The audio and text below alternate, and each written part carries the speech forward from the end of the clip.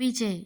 ఏంట్రా అజయ్, పెళ్ళైనప్పటి నుంచి వారం వారం ఏదో ఒక తీర్థయాత్రకు వెళ్తున్నారు? అజయ్. పెళ్ళికి ముందు మా ఆవిడకి చెప్పిన అబద్ధాన్ని బతికించడం కోసం రా. విజయ్. ఏ అబద్ధం చెప్పావు? అజయ్. నా బట్టతలను గుండు అని చెప్పాను. ఆ అబద్ధాన్ని కాపాడుకోవడానికి ప్రతివారం గుడికి వెళ్ళి గుండు కొట్టించుకుంటున్నా అని చెబుతున్నాను. భార్య. ఏమండి, కొంచెం ఆ న్యూస్ పేపర్ ఇలా ఇస్తారా?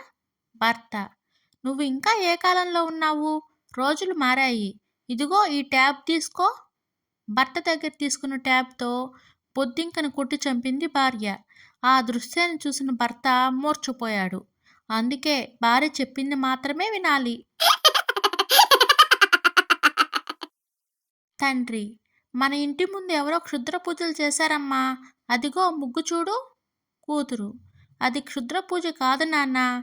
యూట్యూబ్ చూసి ఆ ముగ్గు నేనే వేశాను. కిరణ్. ఏంటి చందు, కన్ను అలా వాచిపోయింది? చందు. ఏం లేదు బ్రో, రోజు మా ఆవిడ ఇంట్లో పనులన్నీ చేస్తూ కష్టపడుతుంది కదా, సండే అయినా హెల్ప్ చేద్దామని కిచెన్లోకి వెళ్ళాను. అక్కడ కీరా ముక్కలు కోసి ఉండడం చూసి వాటిపై కొద్దిగా పెప్పర్ చల్లాను. కొంతసేపటికి గదిలోంచి ఒకటే అరుపులు. నాకేం తెలుసు వాటిని కళ్ళపై పెట్టుకోవడానికి కోసిందని. అంతే, ఆ కోపంలో ఇరక్కొట్టేసింది. చెల్లి. అక్క, నీ బరువు 90 కేజీలైతే సర్వేకి వచ్చిన వాళ్లకు 60 కేజీలని చెప్పావేంటి? అక్క. మనకు ఉందని గొప్పలు చెప్పుకోకూడదు.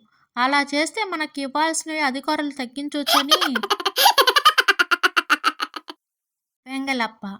ఏదేమైనా కానీ ఈ మధ్య మనుషుల్లో భక్తి తగ్గిపోతుందండి. సుందరం. బాగా చెప్పారు. ఇంతకీ మీలో భక్తుడు ఉన్నాడా? వెంగలప్ప. ఏం మాట్లాడుతున్నారు సార్? రోజు ఉదయం దేవుడి ఫోటో స్టేటస్ పెట్టకుండా మొదలు పెట్టనండి. పెళ్లి చేసుకుని జీవోత్సవంలా బతుకుతున్నారా అని చాలా కాలం తర్వాత ఇంటికి వచ్చిన ఫ్రెండ్తో తన బాధ చెప్పుకున్నాడు అప్పారావు. నిజమే, ఇన్నాళ్ళు నేను జీవోత్సవంతో కాపురం చేస్తున్నా. నేనెంత బాధపడాలి అన్నయ్య, కిచెన్లో నుంచి వస్తూ అంటుంది సరళ.